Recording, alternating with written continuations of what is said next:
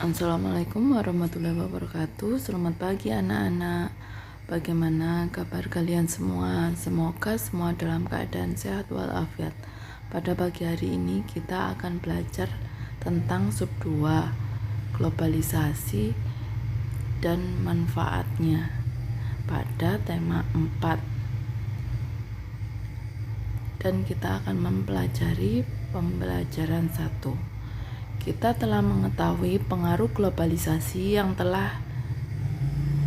terjadi di sekitar kita. Tahukah kamu apa manfaat globalisasi? Bagaimana globalisasi dapat terjadi? Amati foto berikut. Bagaimana pendapatmu? Di sini ada foto tentang APEC, pertemuan APEC. Menteri Luar Negeri Retno Marsudi menjadi pembicara dan dalam pertemuan tingkat menteri negara-negara Forum Kerjasama Ekonomi Asia Pasifik atau APEC di Manila, Filipina, 17 November 2015. Untuk tema 4 subtema 2 pembelajaran 1, di sini kita akan mendiskusikan foto tadi, yaitu bagaimana berita tentang pertemuan tingkat menteri APEC tersebut dapat disiarkan ke semua negara belahan dunia. Apa manfaat globalisasi terhadap kerjasama Indonesia dengan negara-negara Asia di dunia? Kemudian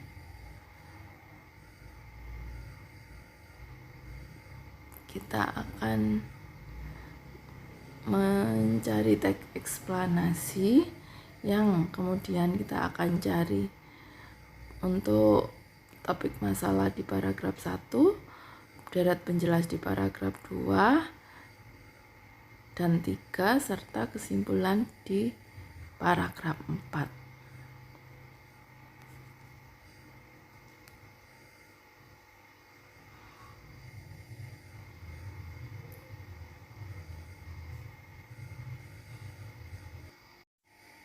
Berikut adalah bacaan tentang kerjasama Indonesia dengan negara-negara di Asia Tenggara dalam bidang sosial budaya.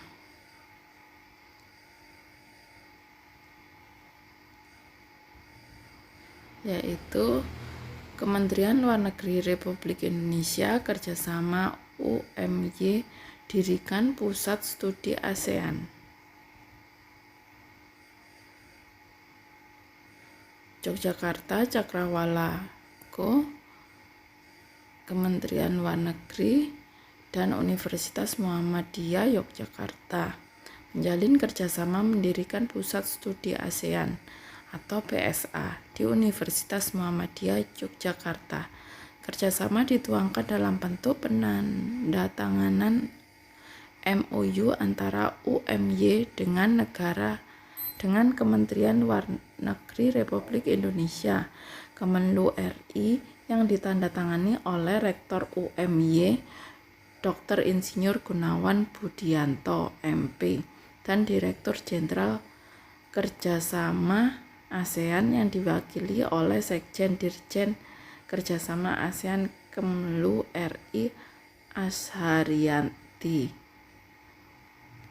Setelah penandatanganan MOU bersama Rektor UMY, acara dilanjutkan dengan kuliah umum yang bertemakan ASEAN, Capai dan Tantangan ke Depan di ruang Amphitheater Gedung KH Ibrahim lantai 5 UMY. Dalam kesempatan tersebut, Sekjen Dirjen Kerjasama ASEAN Kemlu RI Azhariati mengungkapkan tujuan Dirjen Kerjasama Kemlu RI mendirikan Pusat Studi ASEAN di UMY. Tujuan utama adalah ingin melakukan penguatan identitas dan kesadaran mengenai keberadaan ASEAN di tanah air.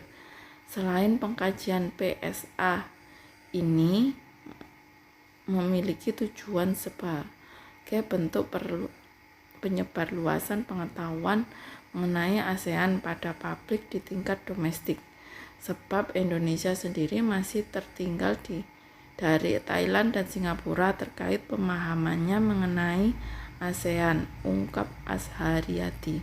Azhariyati menambahkan pusat studi ASEAN UMY merupakan PSA yang ke-53 yang ada di Indonesia.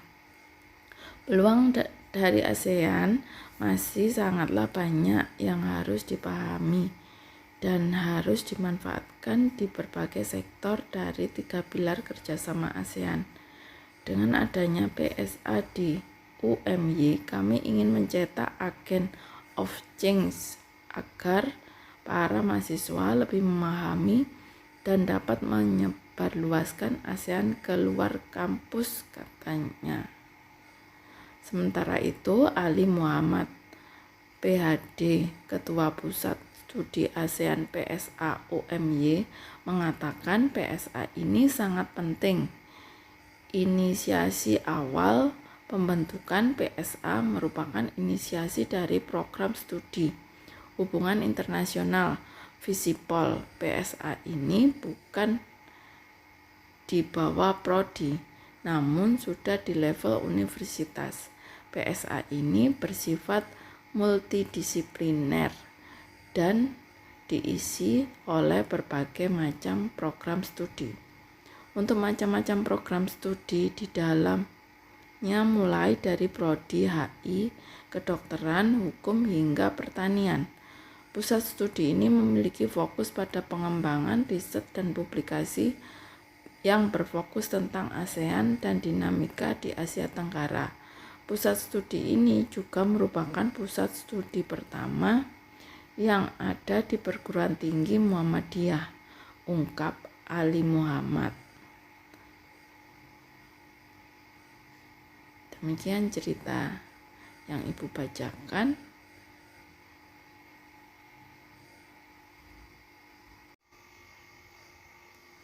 Kemudian isilah diagram berikut sesuai bacaan yang sudah Ibu bacakan tadi. Kemudian tulislah informasi penting yang telah kamu temukan dari teks yang dibacakan gurumu tadi. Diskusikan bersama keluarga di rumah tentang kerjasama yang dilakukan di Indonesia serta peran Indonesia dalam kerjasama tersebut. Carilah informasi lain tentang kerjasama di bidang politik antara Indonesia dengan negara-negara ASEAN. Identifikasi posisi dan peran Indonesia dalam setiap kerjasama tersebut. Kamu bisa melakukannya bersama teman-teman dalam kelompok kecil. Kerjasama Indonesia dengan negara-negara di Asia Tenggara di bidang sosial, budaya di masa globalisasi. Bentuk kerjasamanya yaitu politik. Peran Indonesia dalam kerjasama dengan negara di Asia Tenggara. Bagaimana penggunaan energi pada masyarakat Indonesia? Bagaimana dampaknya bagi lingkungan hidup? Ayo kita cermati potongan berita berikut. Belakangan ini banyak bermunculan masalah pemborosan energi. Masalah pemborosan energi secara umum sekitar 80% disebabkan oleh faktor sumber daya manusia yang kurang memahami dampak dari pemborosan energi dari kelangsungan hidup anak cucu kita mendatang. Selain disebabkan oleh manusia, ada pula 20% disebabkan oleh faktor teknis. Indonesia merupakan negara yang boros dalam penggunaan energi. Bahkan Indonesia termasuk salah satu negara di Asia Tenggara yang tertinggi dalam hal pemborosan energi. Hal ini tercermin dalam indeks elastisitas energi. Skor Indonesia lebih tinggi dibanding dengan negara-negara di Asia Tenggara, bahkan dengan negara maju. Hal ini menunjukkan perlunya masyarakat Indonesia mengkonsumsi energi secara lebih efisiensi dan mengurangi pemborosan. Dampak dari pemborosan energi sebenarnya sudah kita rasakan. Hal ini terasa dari peningkatan suhu global. Meningkatnya suhu global menyebabkan naiknya permukaan air laut, meningkatnya intensitas fenomena cuaca ekstrim, lebih lamanya cuaca panas daripada cuaca dingin, dan hilangnya gletser, serta akibat-akibat lain dari fenomena ini terus terjadi tanpa antisipasi dan penanggulangan. Kemungkinan kelangsungan hidup manusia akan terancam. Ternyata manusia Indonesia harus memiliki sifat hemat energi. Bagaimana caranya?